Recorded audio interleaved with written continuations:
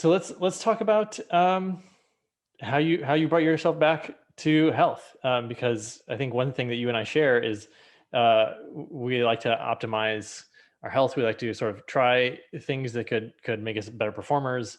We're experimenting, so yeah, we'd love to hear some of the things that you implemented along the way. Yeah, man, where do we want to start with that? Goodness gracious. So I think the first thing is just there's a re-education process. Um, right? Like we've been very indoctrinated with the standard American. It's called the SAD diet for a reason. Standard American diet, aka the stupid American diet. We've been very indoctrinated with that. Actually, something like over 80% of items at the grocery store have added sugar. Like even items that like have no business having added sugar. It's like, why would ketchup have added sugar? Like that's ridiculous, you know? Like it's not even sweet. Like things you don't even think would have sugar have Right, sugar. right. And I'm not demonizing just sugar, although I would not eat. I do not eat artificial sugar. I do not, like, period. Don't ever. Um, I don't want to say ever. That sounds really ridiculous. Every once in a while, okay, on a cheat day or something. Um, but there's so many added things to our food. There's so many ways that our food is processed, where it's sourced from, the chemicals it's exposed to. There's just a million different ways that like we're getting it wrong. I would say there's very few ways that we get it right, meaning our like industrial food process system, right? Even the foods that we're told are healthy to a large extent. Like I could go through right now and walk with people, Derek. I'm sure you could too, through like the quote unquote like the healthy section of the grocery store. And I could promise you like 80% of those foods I wouldn't eat. Like the packaged stuff, right? Like, oh, Mhm. these like healthy protein bars or like whatever. And I'm like, I would not touch that. Like it has canola, even Whole Foods, right? If you go to Whole Foods buffet, most of it has canola oil. Canola oil is horrendous for you, right? Like that's horrendous. It can actually penetrate your brain. It's called leaky brain. It actually penetrate your brain and start causing neurological disruption, which is going to lead to like things like brain fog and things of that nature, like really, really bad, like mood disorder, stuff like that. Really, really bad stuff. But we've been told it's like a healthy alternative. So like we're getting there. Like we're getting closer to like true health and wellness, and people are getting it really, really well, like doing it really well. But the first part is just you got to re-educate yourself, right? So you got to go through. So my perfect combination. I'm gonna give some practical advice here because I'm kind of just going off the rails. Yeah, yeah. You need to find somebody that understands functional medicine. Now you're gonna be like, oh, well, those quacks, right? Like somebody I can already hear them. Uh, Ideally, the perfect combination is MD, like medical doctor, that's cross-trained in funk med, which is functional medicine.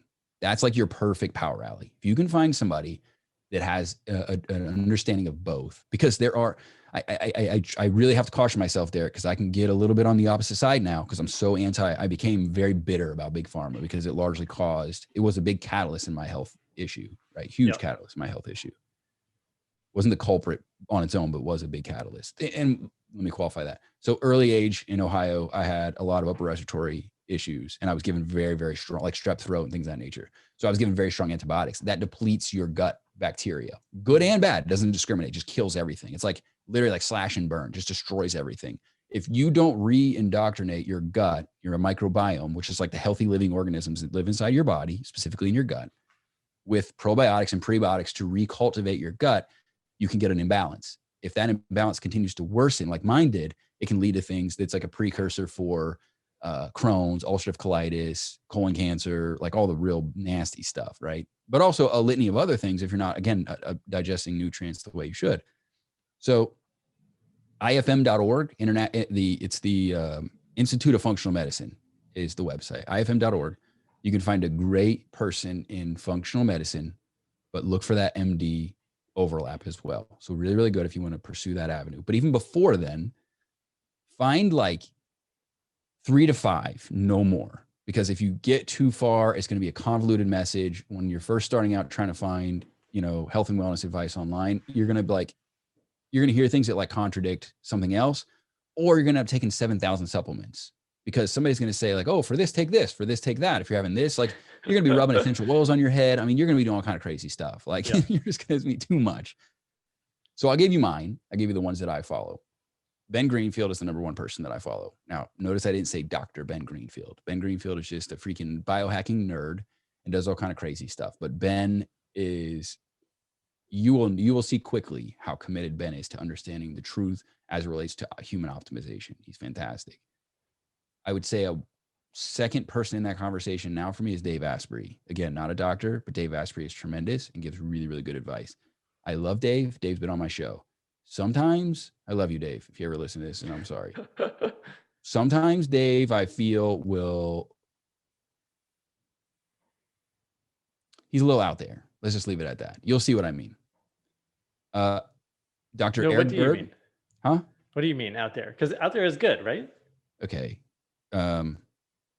Yeah, but Dave does stuff that's almost like he's eccentric about it sometimes. Like He's doing it to be weird. I think maybe doing it to be weird, maybe to get, I don't know. I don't want to talk crap about Dave. I love Dave and he was great on my show and he was super nice to me. So I don't want to like whatever, but sometimes he can just be a little eccentric and it's not like it's okay. I'll give you an example. If you follow Tai Lopez, you know that Tai Lopez is actually a good entrepreneur. He actually knows what he's talking about. But he does this stuff with like these girls that are half clothed in like these cars where he's doing his videos in front of. And you're like, dude, like I would believe you and listen to you without all this fancy stuff around. Like you're doing that just to like be extra, right? Okay. Yeah.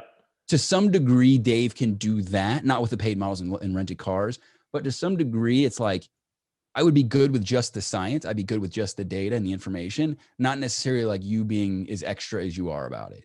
So it just gets a bit melodramatic for me at times.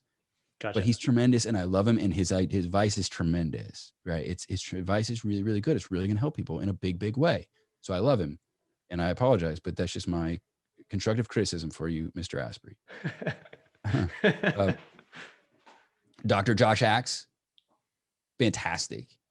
Josh is also a friend of my podcast. I'm not personal friends with Josh, but Josh has been one of the people that have like helped me save my life. Literally, Dr. Josh Axe is tremendous. Him and then Jordan Rubin are like a combo. They like both are at Ancient Nutrition together. They're fantastic. Dr. Mark Hyman and Dr. Eric Berg. Those are phenomenal places to start that I would look into. And there's a million others, but those are the ones that are like go-to sources for me. That I like really rely on, right? I know I mentioned like 5 and I just said about 6, but pick like 2 to 3 of those. Definitely put Ben Greenfield in your Rolodex. Definitely probably start with Dr. Josh Axe in your Rolodex. Dr. Berg really explains things to such a degree of depth that you're going to be like, oh, I understand like how this thing works in my body. So now I know kind of like why I'm doing something about it. Like what do my adrenals have to do with energy? Like he explains the process. Right. Where some people just be like, well, you have weakened adrenals, so take this supplement. It's like, but okay. All right. So like Berg does a good job of explaining like why the adrenals play a vital role physiologically. Right. So I like him a lot. And Ben does a good job of that as well. So that's the first thing. Educate yourself, learn about things. Cause you're going to read things is going to be like, holy crap. Like, what am I going to eat? Like I'm doing it all wrong. Like I'm not getting adequate sleep. I have blue light in my face right before I go to bed because I'm playing video games or I'm watching Netflix. I'm sleeping too hot or I'm eating the wrong foods at the wrong times or I'm eating stuff that has really nasty rancid oils in it or I'm not getting my macros right. Like there's just so many different things that you could be doing wrong. Did your wife jump right in with you or did you like, were you doing weird stuff and she was like, why are we doing this? Did that happen? No. So thank God, dude. My wife actually went to Life University, which is a chiropractic school, which they're really into holistic. I hate that they have such a bad reputation. Like I hate that people are like, oh, chiropractor. Even if you look at Wikipedia, they're like pseudoscience is what they call it, which is total nonsense. Some of the most educated people you'll meet about health, holistic health and wellness are chiropractors. Literally, like I talk to people all the time about health and wellness. Chiropractors know their shit. They really do. She went to that school for dietetics. So she really like already was on that alternative health train to begin with. So when I met her, she was like playing around with veganism, which I don't advocate for, by the way. Veganism is terrible for you. Long-term, short-term, it could help. Long-term is terrible for you. Sorry if you're vegan, but it is. Do your research on it. I promise you it's really bad for you. So she was already doing that anyways. And she's really great about like, she's a very selfless person. So it was kind of like, well, it's a good opportunity for me to do it anyways. So she was just kind of leaning into what I was doing. So we've kind of done it together, which has made a world of a difference, by the way. Like if you have a spouse and your spouse is sick, like, dude, fully immerse yourself because it's a great opportunity for you to make yourself healthy and like leverage that momentum that they have and like the dire situation they're in to your own benefit. So to answer your question more specifically, yeah, she jumped all in with me and like really That's was amazing. great about Yeah. helping me come up with alternatives and like make new items and stuff like that. So it was very, very helpful. Sure, I would have got through it without her for sure. Yeah, I'm just thinking of my own, like trying to, black out my room or like have it cool. And, my Mhm. wife, different, she's like, let's just pile on all the blankets or like, Right. uh, so there's definitely some stuff like we eat, we cook our own food every Yeah. night and it's amazing. So it's like, sometimes we're aligned, sometimes we're not. Yeah. No, and you have to make compromise. We have a similar situation with the sleeping situation where Kim likes the bed soft, and I'm like, no, hard and rigid because you sleep better and you get into more quality deep sleep if your bed is rigid. And like Dave Ashbury, like again, Dave being extra, he sleeps on the floor. He'll rent a hotel room and sleep on the floor because the mattress isn't up to par with what he wants. So he'll sleep on the floor, which I slept again, on the floor super for extra. 6 months in high school. Just, I don't Dude, know you're where I so got the wild. idea. And I was like, I'm just going to be such a badass. And it was actually really comfortable. And then It's I went actually not bad back. for you. Well, What's think that? about it. Like our ancestors, you have to go back to ancestral knowledge, right? Like we were constructed not to sleep on a therapeutic, what are those called? A therapeutic, Posturepedic. whatever they're called. Everybody's gonna Yeah. know. I'm having a brain fart on right now. Whatever they're called. That's not what we're like. We're sleeping on the ground, right? Like that's what we did. So these like soft, like cloud like beds that we have, like that's not ancestrally what our bodies like. Our body does micro evolve, but it takes time, and the world has changed so rapidly with just everything in such a short period of time that our bodies just haven't fully adapted to that. So it's not wrong to sleep on the floor. But yeah, anyway, so we do have those little micro discrepancies with us as well. Um, the next thing I would say is testing. So, God, one of my biggest pet peeves, man, and I've made the mistake myself, so I totally get it, is test, don't guess, right? So some people are like, oh, well, I have this symptom. So I'm going to go, and this is because of our Western system of medicine, right? You go to the doctor, you're like, doc, I have a sore throat. He goes, well, okay, open stick your tongue out, blah, and he looks at your mouth. He says, oh, you got strep, and then go take this, and you'll be good, right? Like you'll be fine. Take two, call me in the morning, kind of situation. But that's what we do. We're little guinea pigs for like pharmaceutical drugs, and then there's not real like, okay, what was it caused from? Or like, okay, we know it's bacterial or viral, whatever, but like other things, right? Crohn's. Well, how did we get there? Like, that's not bacterial. It's not viral. Okay, we know we like, but how did it happen? And then like, is there anything we can do to prevent it? Or is there anything that happens leading up to that to prevent it or to reverse it? Right. So there's a lot that you can learn and glean from testing. This is the metaphor that I gave, and I hope this resonates with people. It's like driving around and not looking at your dash on your car. You don't know if you have any gas. You don't know if you need an oil change. You don't know if your check engine light's on. You have no idea. You don't know, right? Because you don't know. So once a year, I would recommend some sort of testing. For one, a stool test. So Viome is fantastic for like a DIY. So it's V like Victor, Viome. You collect a sample, you send it in, they come back, and what they do is they tell you like, here's what's going on in your gut, and Is it'll tell that you. microbiome, like species in your gut, or is it like, Yeah. So here's the compounds? it does a lot of different things, right? So Mm. it'll a lot of different measurements, not just the bacteria in terms of bacterial health, but like butyrate and all these other things that like you have no idea what they are. The beautiful thing about that is if you go and do like a direct labs test, or if you go do Genova labs, or like these are all like gold standard labs, right? But they really require somebody in Funk Med to analyze them for you. And that can cost thousands of dollars, right? Like, so between Kim and I, we're going to spend like $10,000 on labs this year, just labs alone, not working with a doctor for interpretation, just the labs alone. Wow. So they're very, very expensive. Now we're so like sophisticated in what we do that we know we're going to ROI that, but I can't reasonably ask people to go out and do that right out of the gates. So Viome is like the consumerized version of like understanding what's going on under the hood of your car, of you, the car, assuming you're the car, right? It's going to tell you a variety of different things, but it's also going to tell you foods. So you can have food sensitivities that are causing issues. The way you're metabolizing food, the way you're converting things that you're eating and putting in your body can have an effect on you, right? So some people are like, man, I'm just really tired after I eat X food. Well, you might be having an inflammatory response to that, or your body might not be capable because of the colony of bacteria in your gut might not be capable currently of processing things the way you need them to, right? Like lactose or gluten or something like that. Sure. So it's going to give you like a real-time read of like how you're absorbing nutrients. The reason I say is because I always tell people this. I'm like, you're like, well, how does the gut have anything to do with like my brain fog? Right. And there's a really long explanation scientifically for why that's the case. Like you can get into the vagus nerve and like all the nerve endings inside your gut and how it communicates with your brain and like all that stuff. But fundamentally speaking, here's the deal. Everything, health and wellness starts in the gut, because everything you do, like I said, if you're not getting the nutrients out into the places it needs to go, right? Like imagine a plant that can't absorb water, right? It's going to die, right? So that's your body, like your gut is the root in that equation that fuels everything else. It gives it what it needs to function the way they should. So yes, it's not everything, but you can't accomplish health without it, right? It's just necessary. So you need to really get a real-time view of what's going on there. The second thing I would say on top of that, if you want to go a step further, and I do recommend this, is once a year, blood work.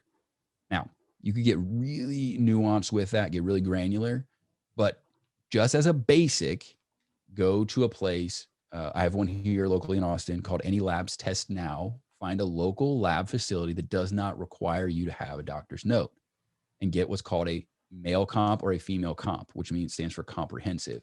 So it's going to give you all your vitamin and nutrient counts. It'll give you your white blood cell count. It's going to give you your thyroid, your TSH, which again, TSH is not granular enough for my liking.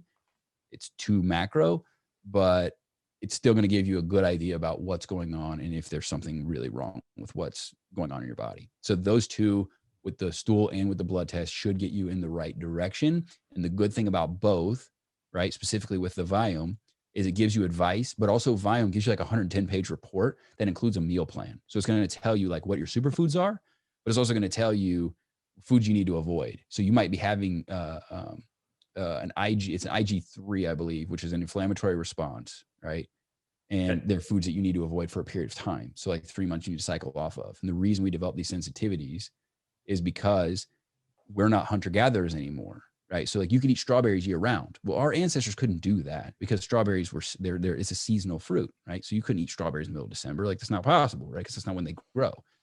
So now we can eat these things year round because it's mass produced. So people just eat the same things all the time. So your body starts to develop sensitivities to those. Eventually, potentially, you become allergic to them if you continue to eat those foods. But more importantly, it causes an inflammatory response. And what we talk about with inflammation before, inflammation is a huge enemy.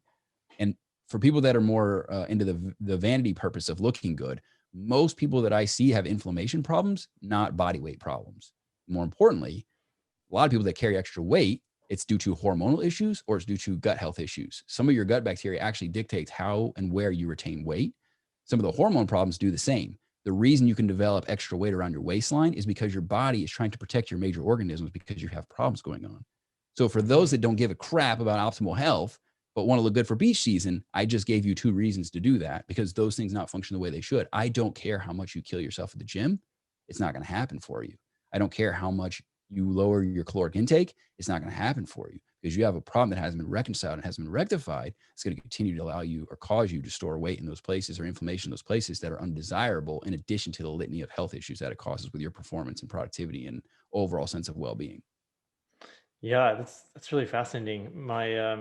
My wife she told me one time, she was like, when you see one of these old guys with the gut that's like sticking out farther, but they're like skinny everywhere else. And no butt, no legs, skinny everywhere else. Yeah, Yep. it's like an inflammatory response. It's a deformity. Yeah. Where the human body was not constructed to look like that. It's a deformity. Not from birth. It's because of lifestyle. Yeah. So I'm gonna get in big trouble for what I just said, by the way. I know calling people that have extended stomach a deformity, but really, if we're being honest, that's what it is.